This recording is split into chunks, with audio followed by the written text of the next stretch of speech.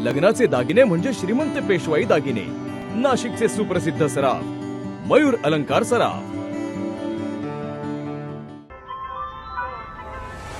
ताज्या बातम्यांसाठी नाशिक न्यूजच्या YouTube चॅनलला सबस्क्राईब करा आणि बेल आयकॉनला प्रेस करा।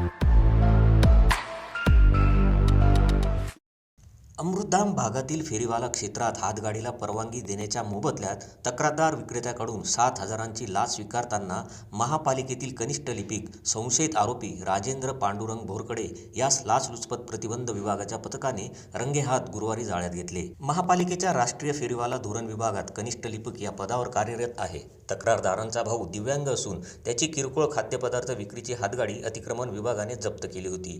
ही गाडी सोडून द्यावी व फेरीवाला क्षेत्रात जागा मिळवून द्यावी यासाठी तक्रारदाराने संबंधितांना विनंती केली होती। बोरकडे यांनी हातगाडी सोडून देण्याबाबत टाळाटाळ करून दंडाची रक्कम 18,000 रुपये न भरण्याच्या मोबदल्यात मंगळवारी 9,000ची लाच मागितली होती।